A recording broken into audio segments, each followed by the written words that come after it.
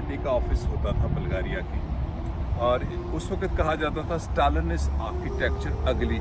आज ये बुल्गारिया की सबसे काबिले, जिसको कहना चाहिए ना, प्रेजेंटेबल बिल्डिंग है और ख़ूबसूरत बिल्डिंग में शुमार होती है।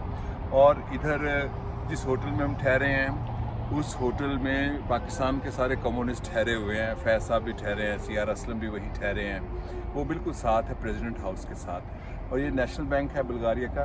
ये जहाँ हम खड़े हैं, यहाँ पे मकबरा था जार्जी दिमित्रोव, जो बुल्गारियन कम्युनिस्ट इंकलाब का बानी था और फैशिज्म को जिसने शिकस्त दी।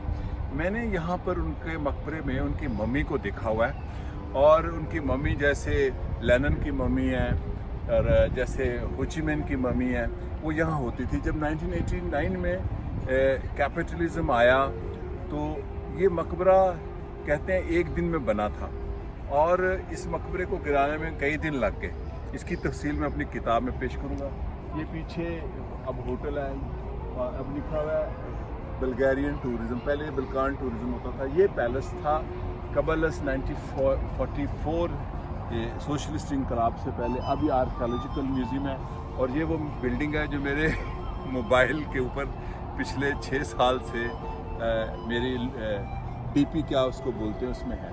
और ये सारी कम्युनिस्ट ईरा की बिल्डिंग है, ये आप देख सकते हैं। यहाँ मकबरा था जिसको गिरा दिया गया।